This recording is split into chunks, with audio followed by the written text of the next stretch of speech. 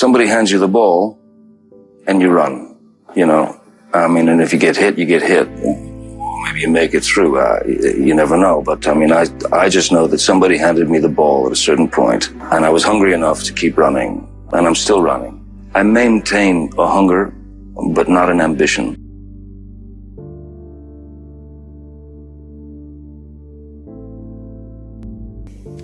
You know? Yeah. Because ambition somehow implies that. So ambition was a dirty word to me because it felt like you were working for some gain or material or some status or...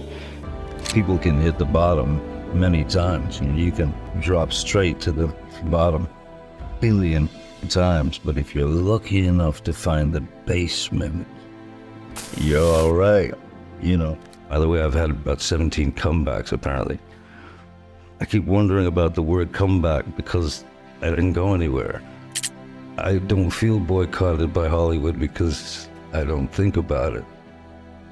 There were a lot of things going on, but man, you know, running between all of those raindrops, you learn so much, and so much to the degree where even the idea of bitter, you know, any bitterness or hatred or anything, you know, it's like asking a question, how are you doing? But what's underneath in the subtext is, God, I hate you. I suggest that before people start pointing fingers and making judgment on others that they have no idea about, I would say, everybody, take one day off of work, stay at home, start your investigation of everyone in your family. Start with your father.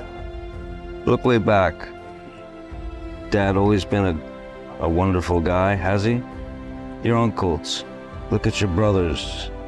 Look around you first before you start passing judgment on someone that you have no idea what that person has been through, who they are.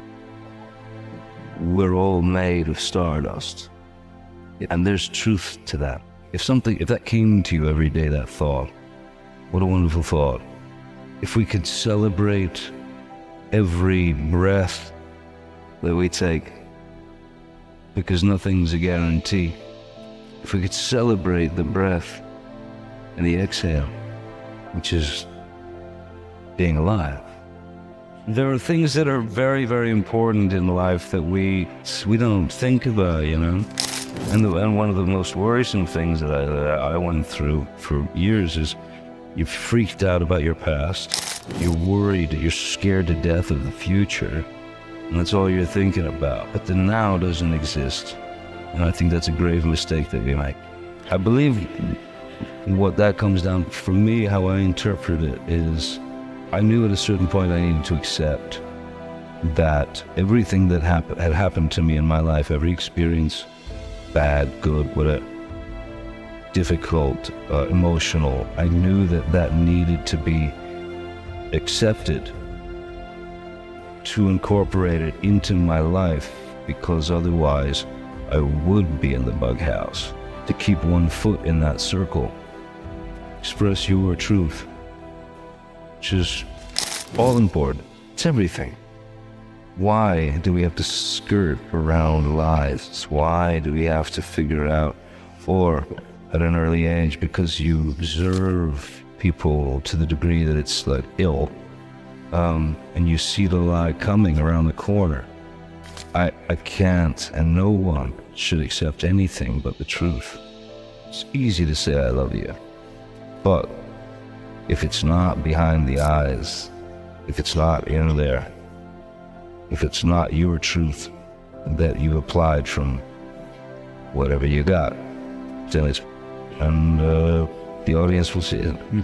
We're in a place in this world, in my opinion, that we've gone to the very thing that we've always been fascinated with, which is some degree of voyeurism. Because we're in the 21st century. The world's come a long ways, and it's also regressed in a lot of ways. In terms of voyeurism, in terms of that illness to want to know what your neighbor's doing, and that it feels as if the illness of that is a very, very important and twisted part of our reality. And kids who need to speak and express themselves without judgment, without any kind of to be scolded for a thought. We've gone into this place where everything's a show, and it's become this kind of three-ring circus of the most negative or the most absurd or the most... We're ill. When there's a monolith, this Goliath in front of you, this massive enemy, and it all seems too much, or it seems too impossible, you know? Damien taught me something from the I Ching, and it's a symbol, and it's called the power of the small. It takes nothing but one person to start chipping away. For all of us, to just know that chip away at the tiny bits, people will help keep chipping away at the small. The power of the small works, and I know that because I'm very, very small right now, in front of you, before you.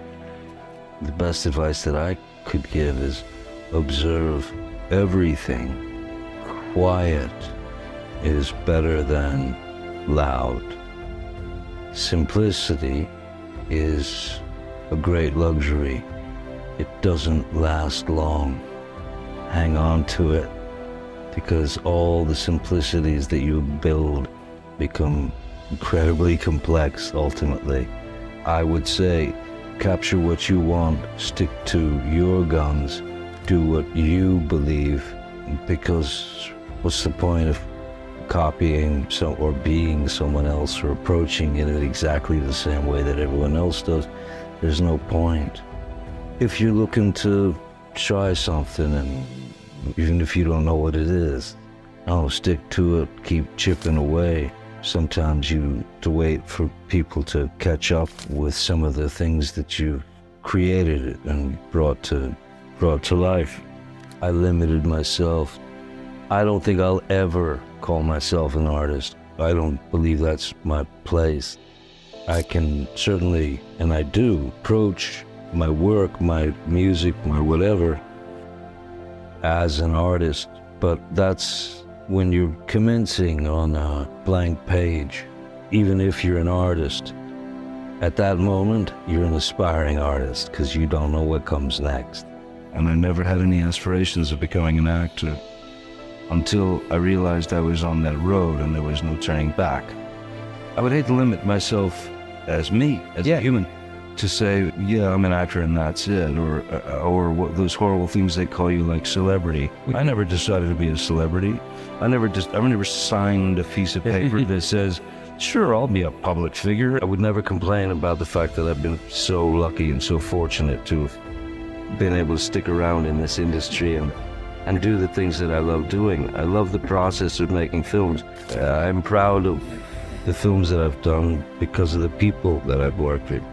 You start to realize things that you allowed yourself in life, and things that you thought it best to let go of or walk away from in life. And sometimes those things are very dear, to the point of it's truly a part of you.